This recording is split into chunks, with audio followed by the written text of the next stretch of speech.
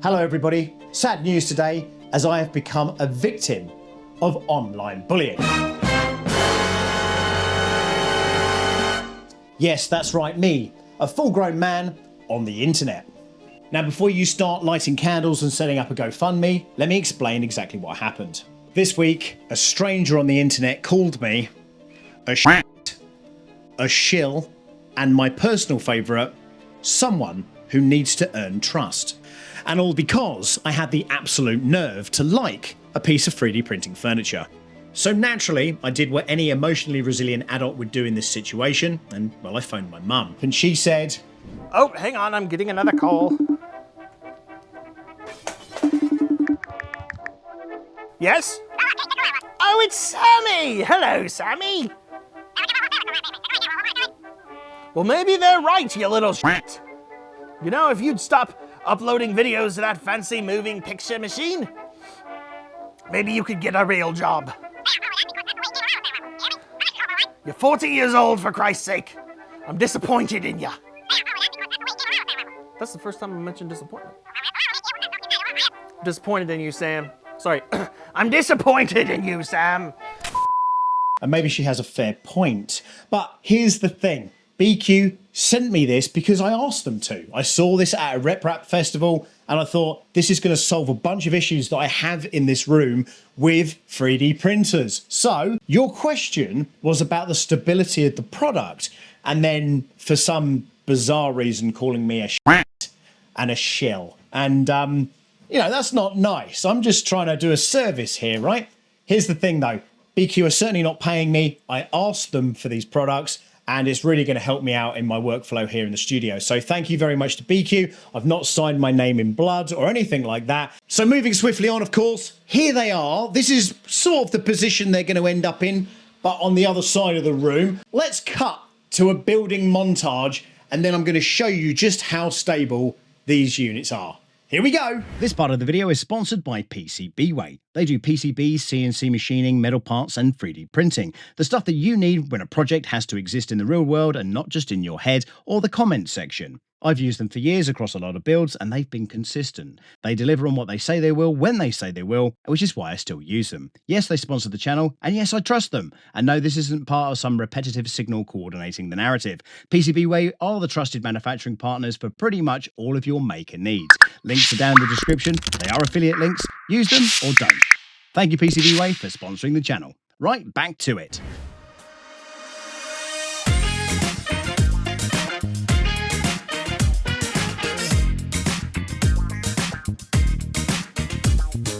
So let's talk about the Panda Station. This is essentially a purpose-built furniture and storage system designed specifically for Bambu Lab-style printers. In this case, my H2 series machines. And it solves a problem that a lot of us have and don't even realize that we have until the workshop starts feeling a little bit tight. At its core, Panda Station is a printer stand, storage unit, and mobility system all rolled into one. Now, there are really two main versions, the naked Panda Station, the stripped back, open frame version, and the Panda Station, the enclosed version with the panels and doors. The really important thing here is that you don't have to choose forever. You can start with the naked version and later upgrade it to the enclosed Panda Station using one of the add-on kits. And by the end of the video, we should actually have those enclosure kits, and then I'll do the conversion. So let's move on to why this exists and why I like it. For me, the biggest wins here are flexibility and organization. First is mobility. These printers aren't light, and once you commit to a spot on the bench, that's usually it. Panda Station changes that. I can roll the entire printer out, clean behind it, reroute cables, or completely rearrange the room. Second has to be storage that actually makes sense. Tools, plates, accessories, the stuff that normally just disappears. Panda Station gives you dedicated storage built into the footprint of the printer, and it works brilliantly with Gridfinity, meaning that everything finally has a place. So let's move on now to stability and vibration. And of course, as we know, stability is critical with fast CoreXY machines like the H2. Now, the printer itself sits on rubber feet, and those are there to do one specific job: to reduce vibration and noise couple into whatever the printer is sitting on. Now, they help control resonance, and they are intentionally compliant. That means that they don't lock the printer rigidity into place, and under fast directional changes, it will allow a small amount of movement, or in some cases quite a lot of movement. And that's normal and exactly why this base matters. On the Panda Station, when the levelling feet are not wound down, the entire unit is supported by plastic caster wheels. And even though those wheels themselves are hard, they can still swivel, and there's always going to be some mechanical clearance in any caster system. So at this point, you've got a printer with rubber feet, sitting on a rigid frame, sitting on swiveling wheels. With fast CoreXY motion, that combination allows lateral movement, which will show up with the printer rocking from side to side. But when you're ready to print, you wind the levelling casters down. That unloads the wheels completely and transfers the weight onto 4 fixed hard rubber levelling feet. And now the frame is no longer able to swivel or roll, the feet grip to the floor and the unit is properly levelled. And the base becomes rigid and predictable, unlike some of those YouTube comments. And the good news is, at this point, the printer's feet can do their job properly, reducing noise and high frequency vibration without allowing the whole system to move. So you're not just relying on one thing for stability. You've got rubber feet for vibration control, a rigid Panda Station frame for stiffness, and fixed levelling feet for positional stability. Used this way, the Panda Station gives you mobility when you want it, and a rock-solid platform for when you're printing. So what about modularity and the upgrade path? Well, the great news here is you can start with the naked Panda system, as I have 3 of them here, add storage and lighting, and then convert it into a fully enclosed unit if you wish to. So no wasted parts, no rebuilding a whole system. So I'm sure the next thing is going to be looking at pricing and things like that, of course. Now, the Panda Station fully enclosed, all singing, all dancing, LEDs, the whole menagerie is coming in at $379. Obviously, check that. That's coming out of China. There is a US and an EU warehouse as well. There is some stock for certain things there. Now, the kit, the enclosure kit, now that gives you basically the external parts, which I'm going to need on those 3 other additional units here. They're coming in at $119.99, and that gives you the panels front and back. It gives you an LED strip, I believe, as well, and a bunch of screws and bits and pieces. So I'm going to cut to a montage now. So I'm going to order that. That's going to come in, and then I'm going to add those to the product.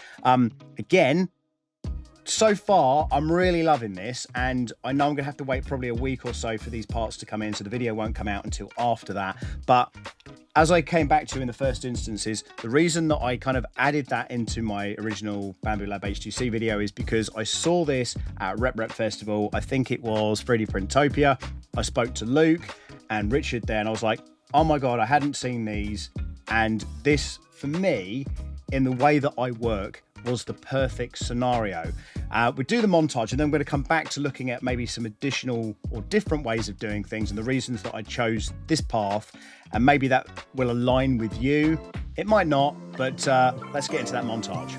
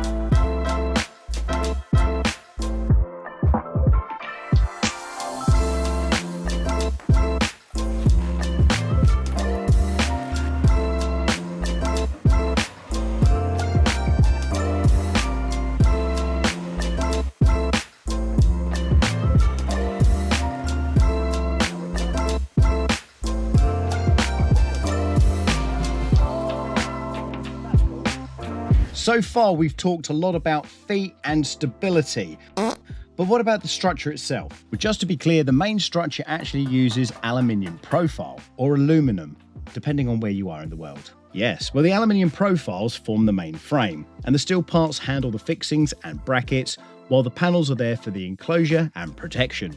The Panda Station itself stands at 76 centimeters tall. When you pair that with an H2 printer, which is around 62 centimeters high, you're looking at a total height of roughly 139 centimeters. If you're running an AMS on top of that, well, the total height then comes up to around 165 centimeters.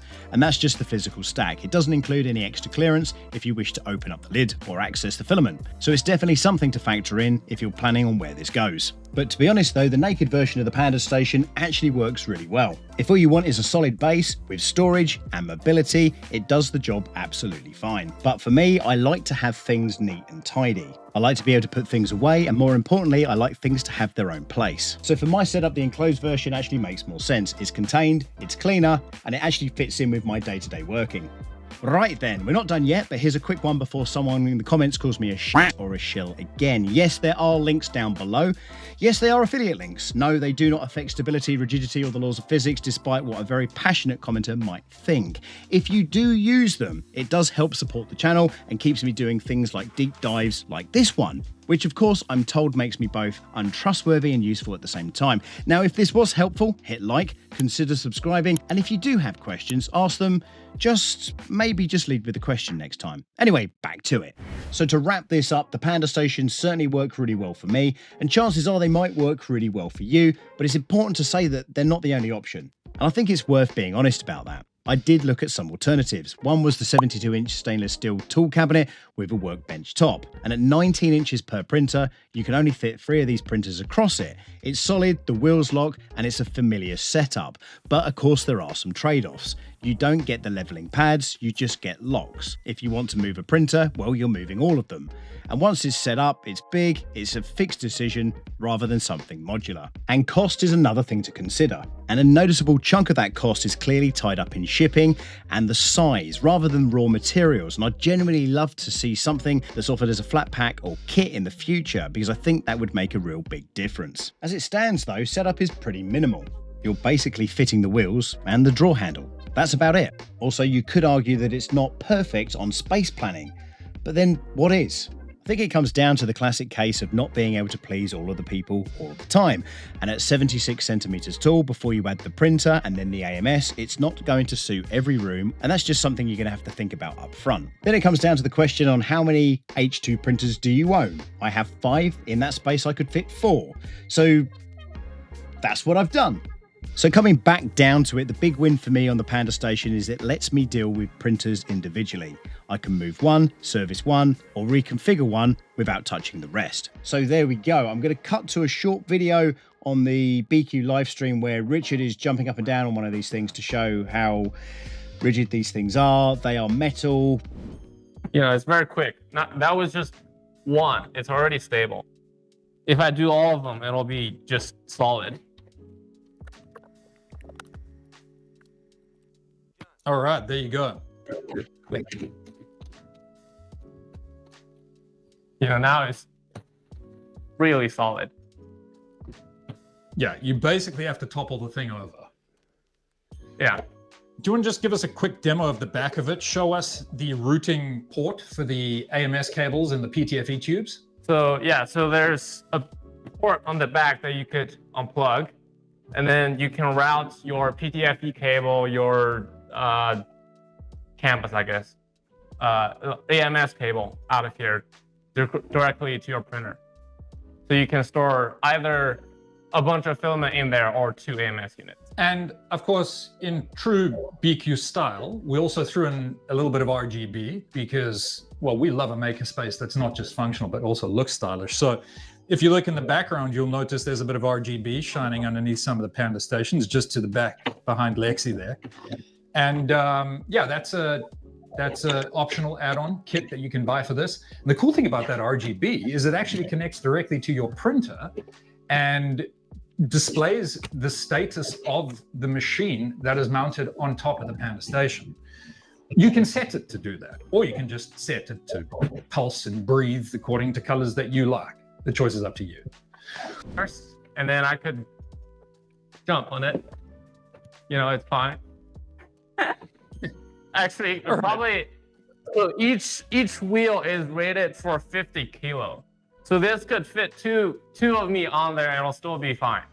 That's it. I hope that perhaps we've managed to get to the ending here, understanding a little bit more about how this piece of 3D printing furniture works and the fact that I really rate it. Hopefully you will do too. The links, of course, are in the description down below. Like and subscribe. We will see you next time.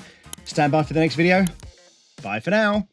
Oh, comments go down below, by the way, but make them nice. You are watching a master at work.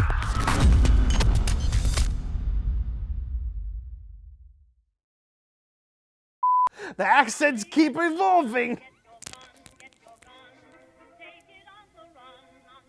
And let me tell you what, Janine, that's God damn it.